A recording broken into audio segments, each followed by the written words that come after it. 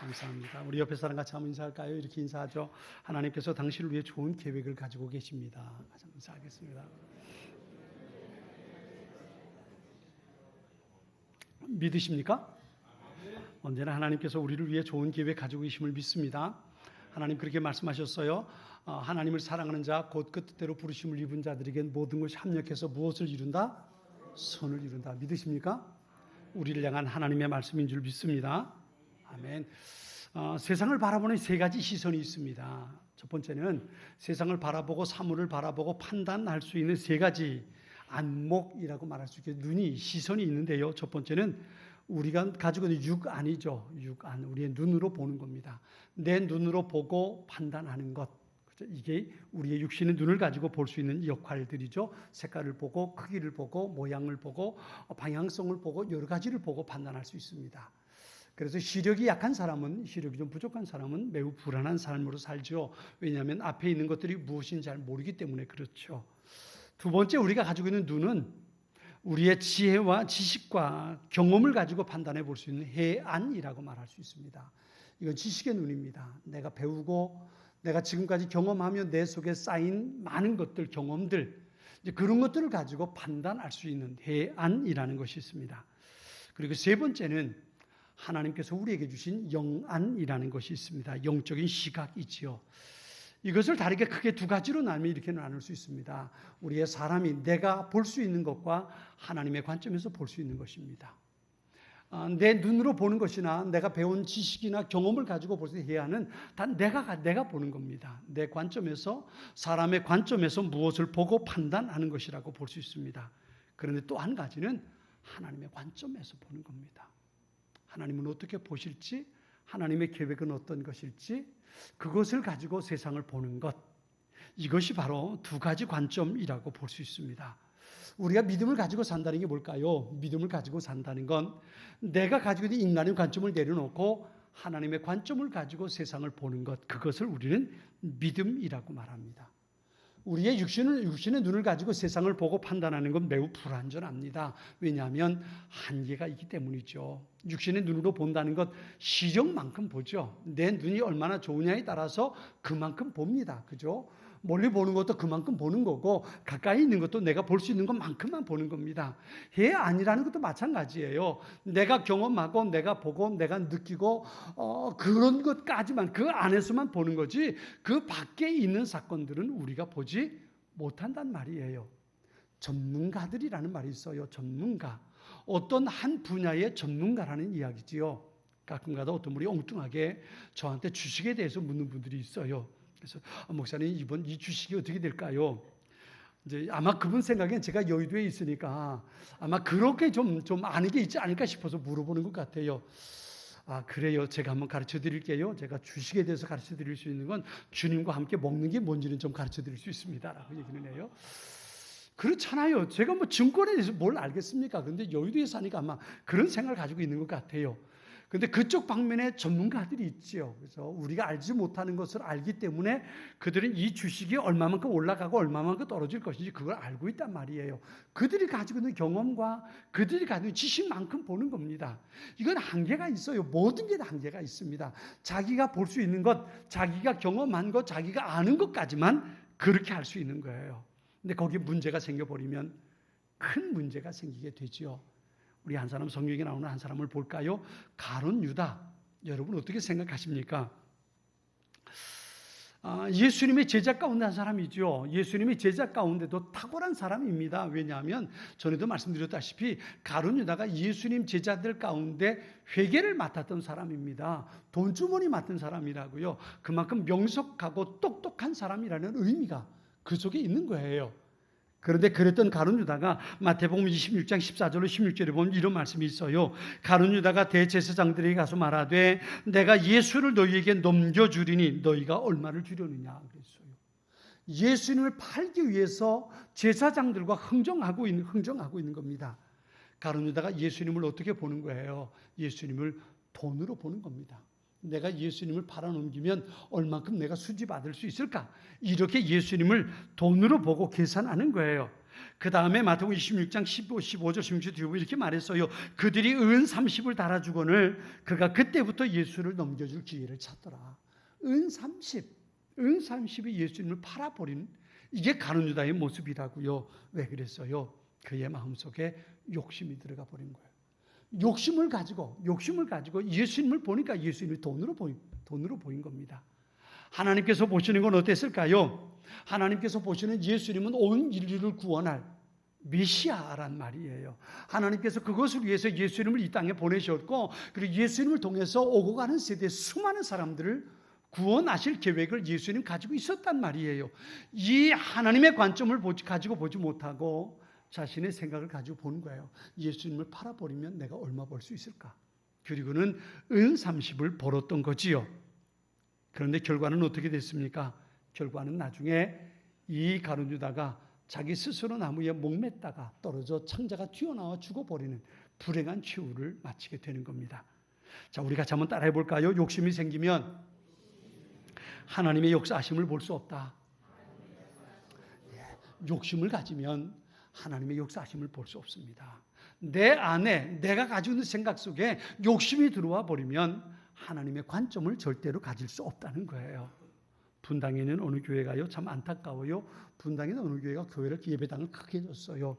엄청나게 줬습니다. 성도들의 숫자에 비해서 더 엄청나게 너무 크게 지었어요.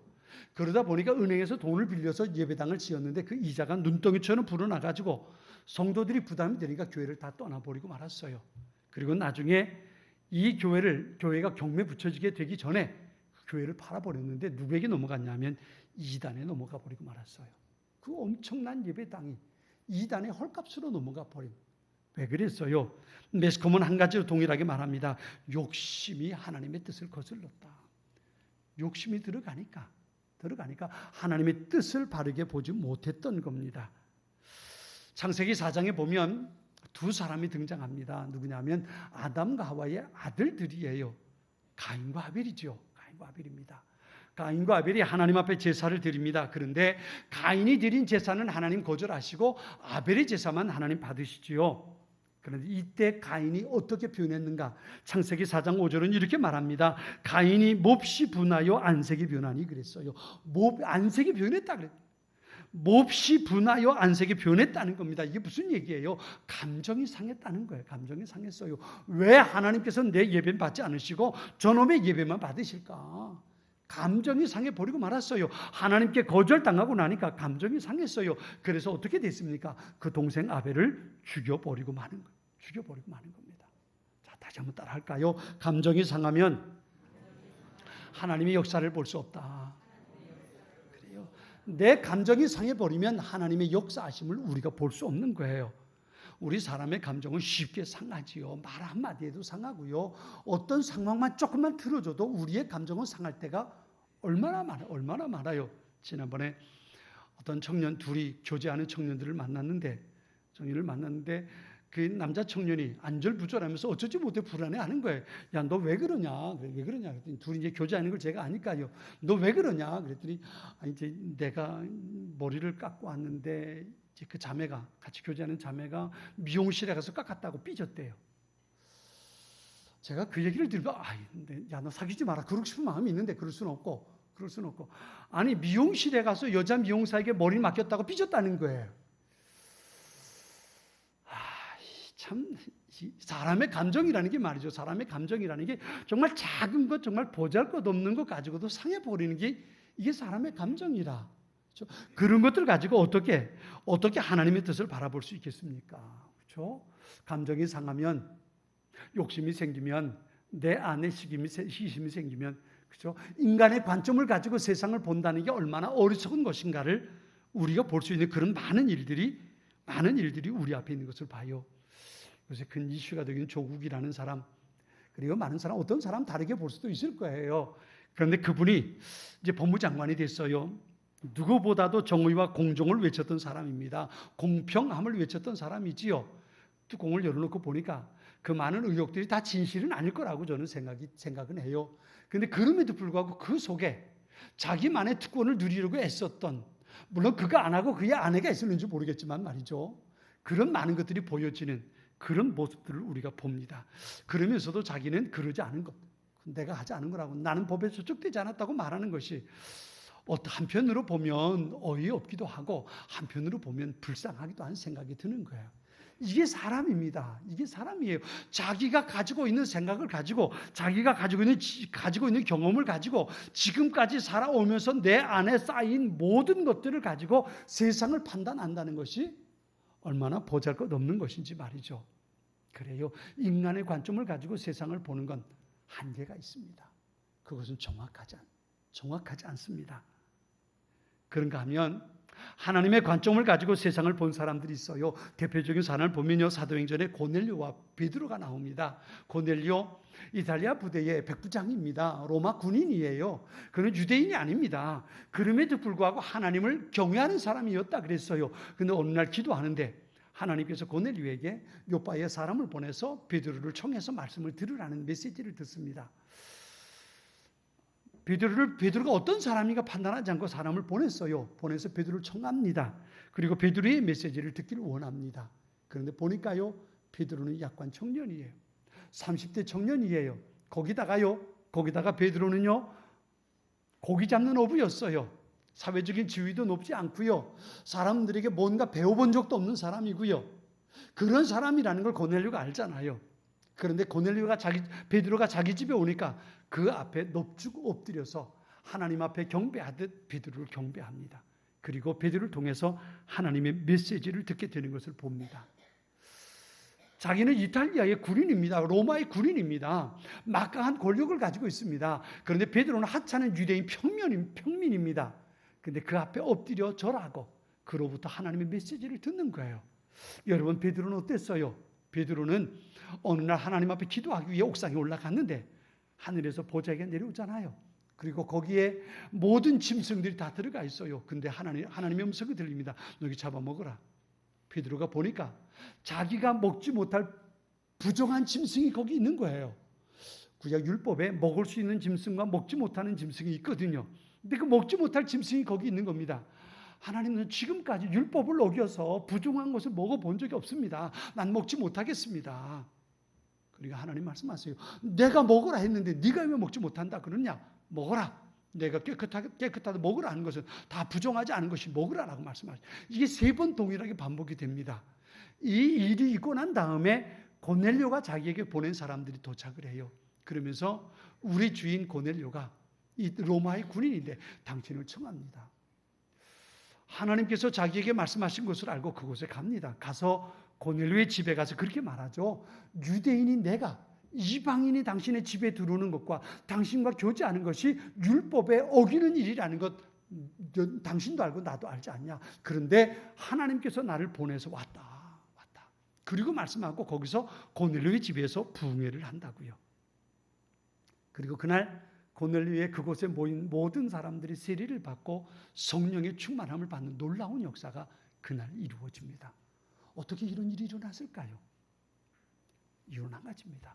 고넬료와 베드로 모두 자기의 관점을 내려놓고 하나님의 관점에 붙잡혔던 거예요. 자기는 로마 군인입니다. 사회적인 명성도 있습니다. 그런데 유대인 평민인 베드로를 청해서 그 앞에 엎드려 절하고 하나님의 메시지를 듣습니다. 인간적으로 생각하면 이건 온전하지 않지요. 그런데 하나님의 관점에서 하나님의 말씀을 붙잡고 순종하며 베드로를 청하는 겁니다. 베드로, 율법대로 보면 먹지 못할 짐승입니다. 그런데 하나님께서 먹으라 하시는 그 메시지를 들어요.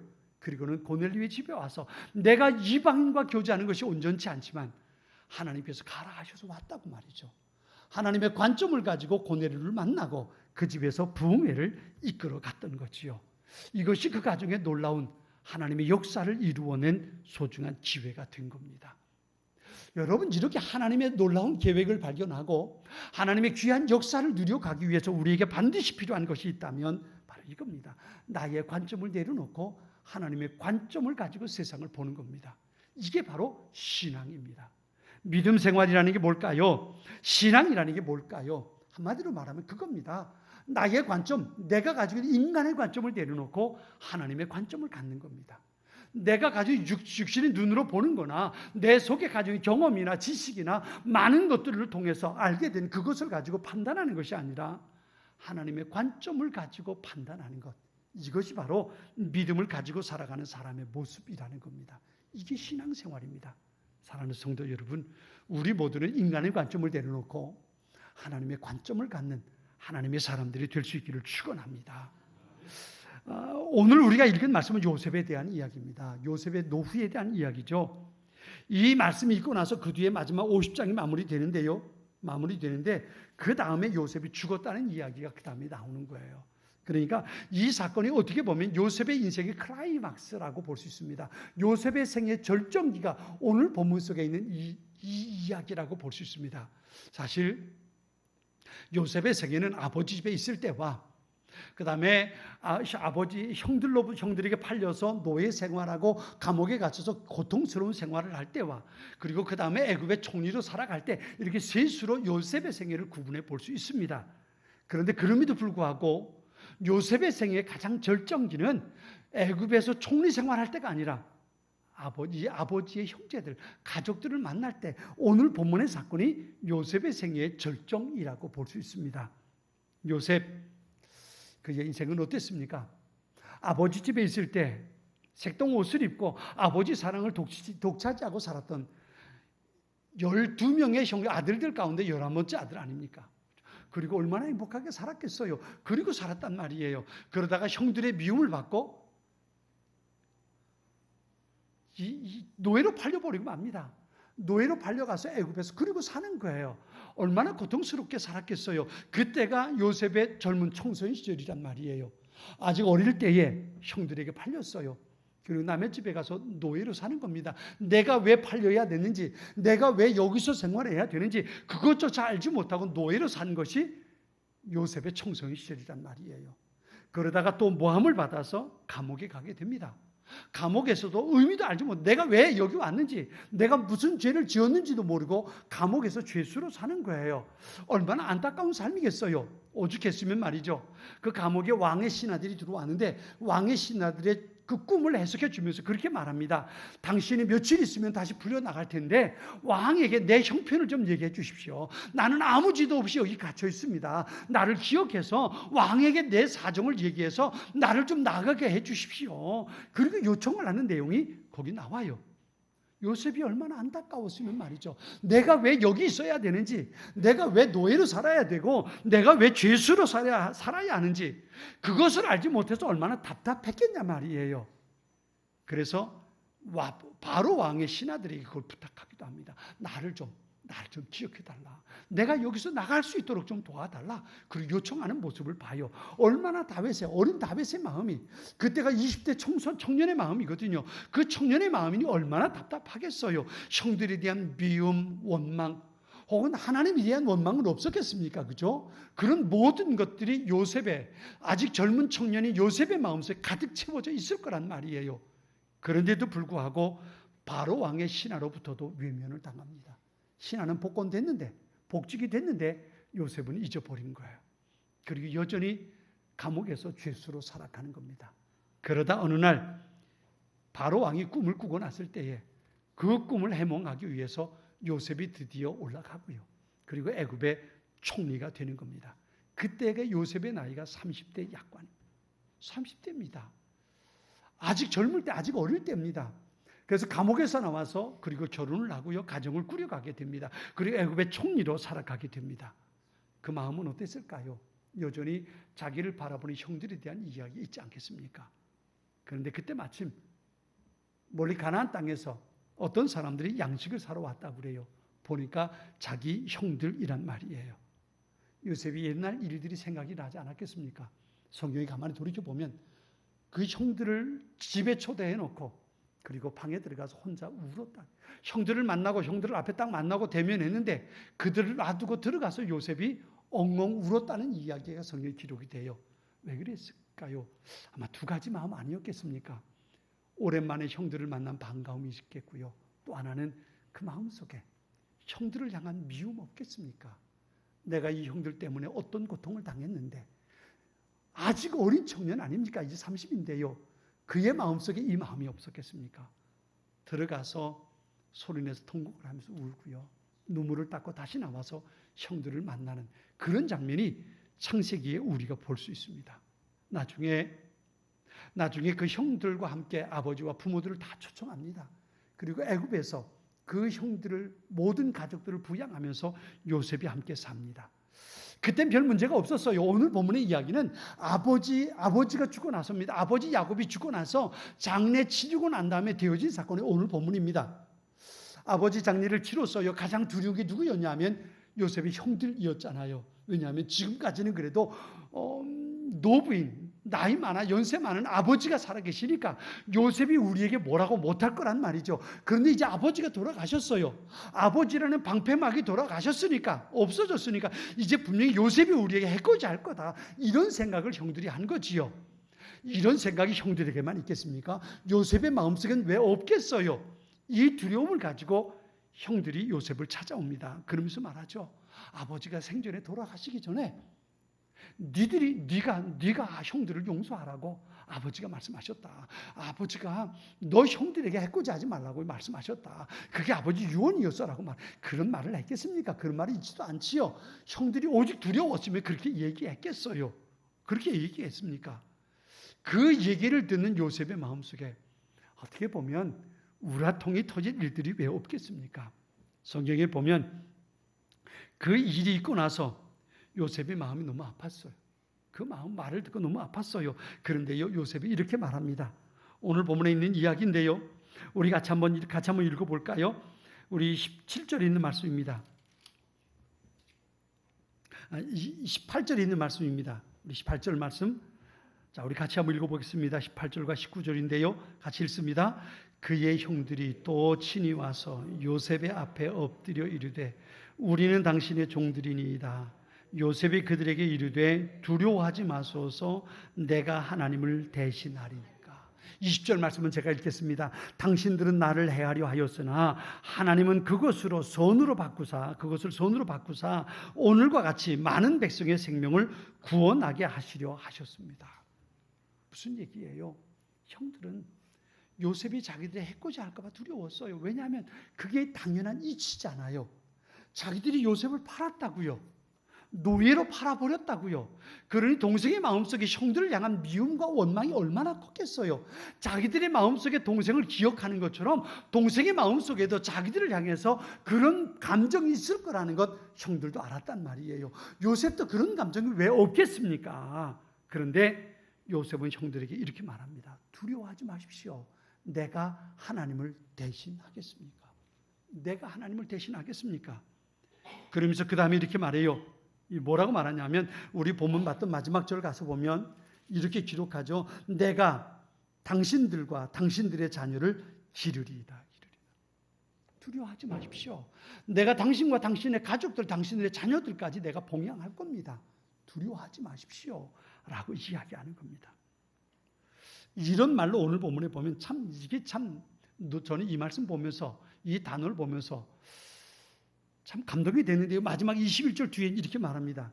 그들을 간곡한 말로 무엇하였더라? 위로하였더라. 위로하였더라. 잘못 말하면 말이죠. 정말 무슨 짓을 해도 시원찮을 형제들 아닙니까? 어린 자기를 어릴 때 노예로 팔아버렸어요. 어떻게 사는지 관심도 두지 않았어요. 노예로 살고 죄도 없이 감옥에 들어가 살고 그 일을 형들 때문에 살았단 말이에요. 그러니 어린 야곱의 마음속에 그게 얼마나 한이 됐겠어요. 원망으로 남아있겠습니까? 그런데 오히려 형들에게 이렇게 말하는 겁니다. 두려워하지 마십시오. 내가 하나님을 대신할 수 없습니다. 내가 당신들과 당신의 자녀들까지 내가 봉양할 겁니다.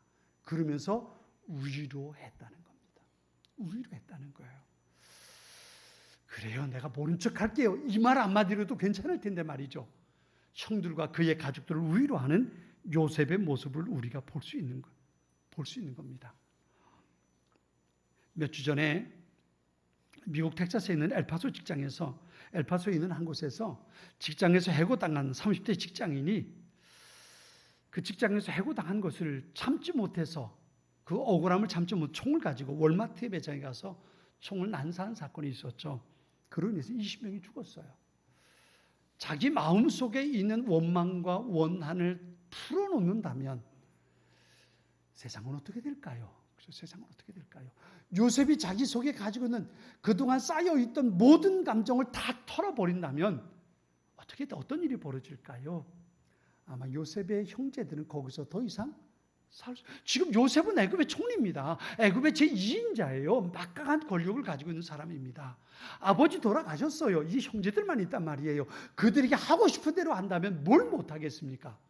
그런데 요셉은 그들을 용서하는 거예요. 그러면서 말합니다. 두려워하지 마십시오. 내가 하나님을 대신하겠습니까? 그러면서 이렇게 말해요. 20절에는 이렇게 말합니다.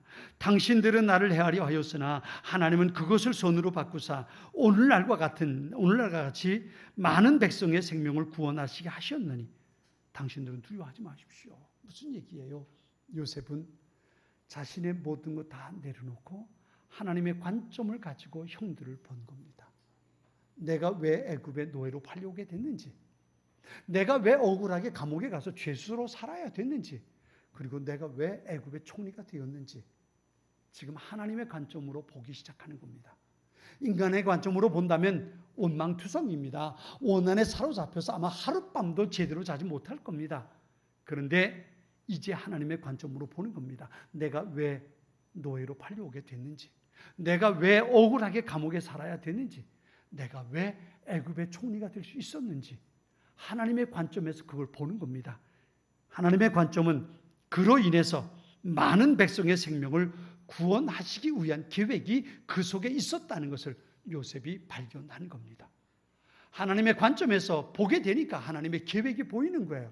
하나님께서 어떻게 내 삶을 역사하고 내 삶을 이끌어가, 내 삶을 위해서 어떤 계획을 세우고 어떻게 여기까지 이끌어 오셨는지 이제 그게 보이는 겁니다. 그게 보이는 겁니다. 그래서 형들에게 말합니다. 내가 하나님을 대신할 수 없지 않습니까? 하나님께서 나를 이곳에 지금 서게 하신 것은 많은 백성의 생명을 구원하기 위해서인 것을 내가 이제 압니다. 그리고 형들을 용서하고 뿐만 아니라 형들을 위로할 수 있었던 겁니다. 자신의 관점을 내려놓고 하나님의 관점을 가지고 보니까 비로소 세상이 보이기 시작하는 거예요. 내 인생이 보이기 시작하는 겁니다. 하나님께서 왜 이곳으로 나를 이끌어 오셨는지, 내가 왜 그런 환경 속에 살게 되었는지, 내가 지금 무엇을 해야 하는지 그것이 보이게 되는 겁니다. 이것이 바로 인간의 관점을 내려놓고 하나님의 관점을 가질 때, 그 관점에서 세상을 볼 때에 그것이 가능했던 겁니다. 신앙은 관점을 바꾸는 겁니다. 내가 가지고 있는 관점을 내려놓고 하나님의 관점을 갖는 것, 내가 하나님 앞에서 보기 시작하는 것, 이것이 바로 믿음, 신앙생활이라고 볼 수 있습니다. 성경은 다윗을 내 마음에 합한 사람이라 그랬어요. 왜 그랬을까요? 다윗의 한 가지를 생각해 볼까요? 다윗이 사울 왕에게 쫓겨서 도망 다니는 신세가 됩니다. 한 번은 굴 속에 들어가서 숨었는데 사울이 군대를 이끌고 쫓아왔어요. 다윗이 그 지역에 있다는 것을 알고 토벌꾼을 데리고 추격자들을 데리고 다윗을 잡으려고 왔습니다. 그런데 다윗은 굴 속에 들어가서 자기 신하들과 숨어서 숨소리 내지 않고 숨어 있는 거예요. 그런데 그때에 사울 왕이 그 굴 속에 들어와서 용변을 보는 겁니다. 사울의 신하들이 말합니다. 종초의 찬스입니다. 하나님께서 당신에게 준 기회입니다. 칼을 찔러 죽이십시오. 그러면 당신이 왕이 될 수 있고 더 이상 이렇게 살지 않아도 됩니다. 그리고 얘기해요. 그때 다윗이 하는 말이 있습니다. 사무엘상 24장 6절 7절로 보면 내가 손을 들어 여호와의 기름 부음 받은 자 내 줄을 치는 것은 여호와께서 금하시는 것이니 그는 여호와의 기름 부음을 받은 자 되미니이다 하고 다윗이 이 말로 자기 사람들을 금하여 사울을 해치지 못하게 하니라 그랬어요.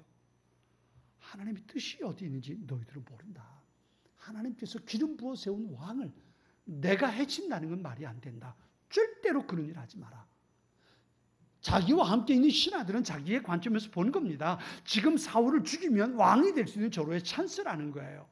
그런데 다윗은 하나님의 관점에서 보는 겁니다. 하나님께서 기름 부어 세운 왕을 내가 해치는 건 옳지 않다. 그것은 왕을 죽이는 것이 아니라 하나님을 거역하는 것이라는 것. 이것을 다윗이 알 수 있었던 겁니다. 그래요.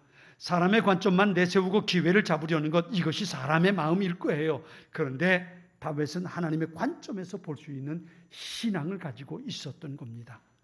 내 관점을 하나님의 관점으로 바꾸는 것, 그것이 바로 신앙생활의 모습입니다. 내 관점에서 세상을 볼 때 우리는 할 수 있는 것이 너무나 없을 때가 많습니다. 모세를 보세요.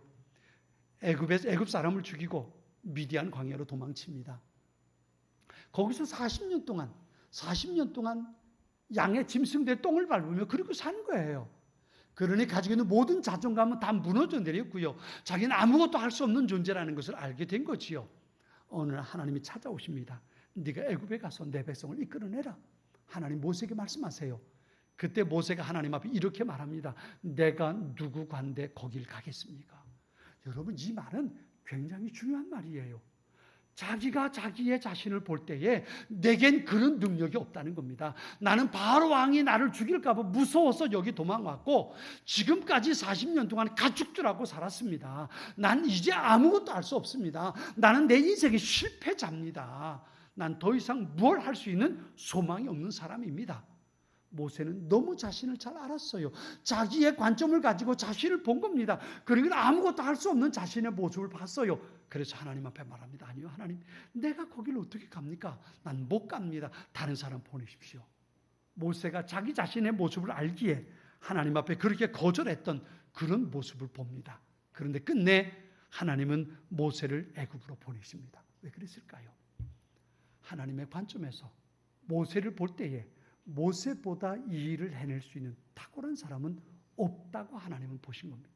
이스라엘 백성들을 애굽에서, 아브라함의 자손들을 애굽에서 데리고 나와서 가나안 땅까지 가기엔 모세보다 더 적합한 사람이 없다고 하나님은 보신 겁니다. 그래서 모세를 찾아와서 네가 해야 된다고 하나님은 모세에게 그 일을 맡겨주셨던 겁니다.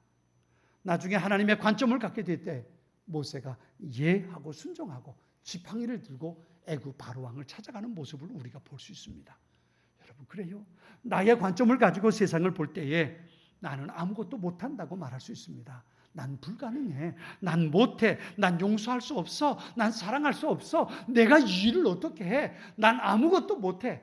내 관점에서 볼 때 우리가 할 수 있는 건 너무도 없다는 것 우리가 알 수 있습니다. 용서할 수도, 사랑할 수도, 내가 충성할 수도, 내가 할 수 있는 능력도 내게 없다는 것을 우리는 인간의 관점을 가지고 볼 때에 얼마든지 발견할 수 있습니다.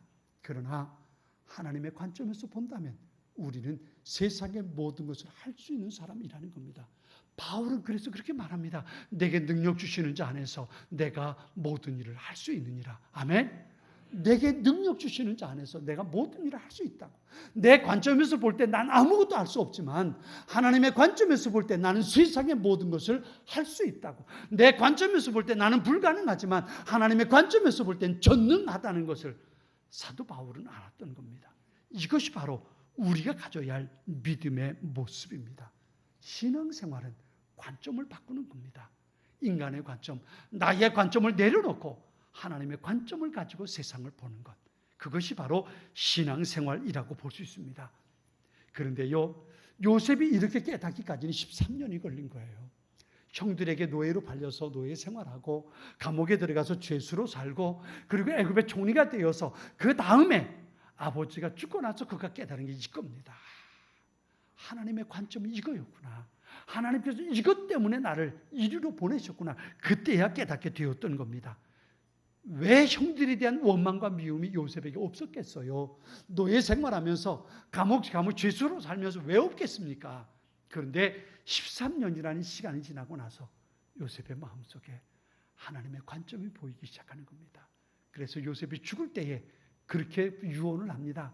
이제 훗날 우리 후손들이 이곳에서 하나님께서 주신 가나안 땅으로 갈 텐데 내 무덤을 파서 내 유골을 가지고 가나안 땅에 가서 나를 장사 지내달라고.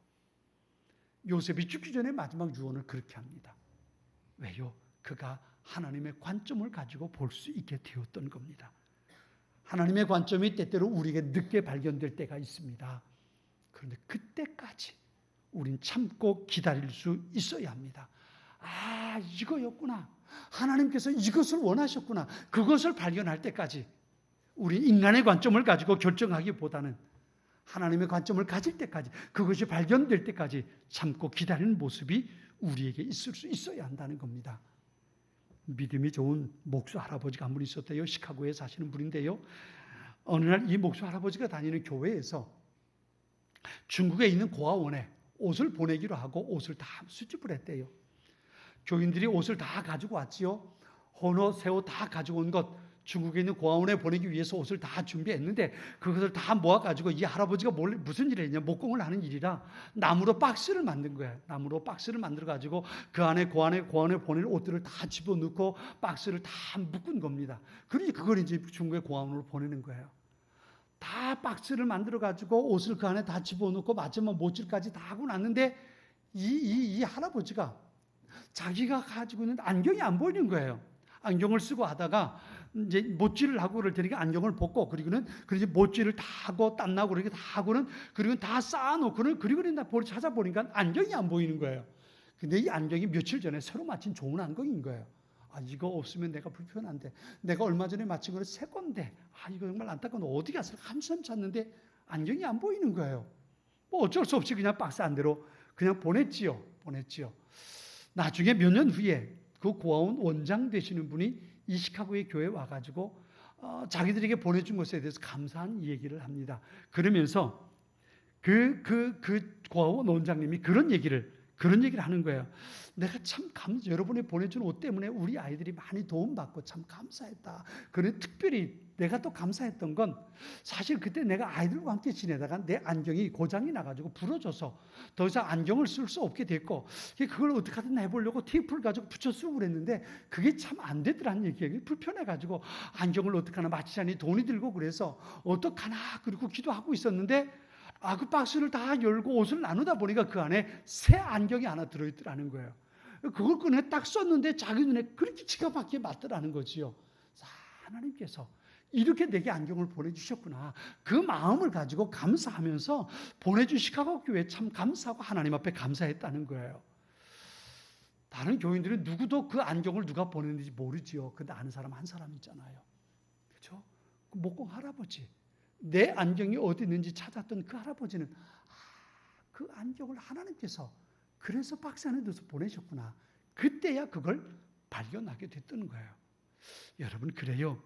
하나님의 계획, 하나님의 뜻 때로는 우리가 생각한 것보다 더 늦게 우리 안에 깨달아질 때가 있습니다.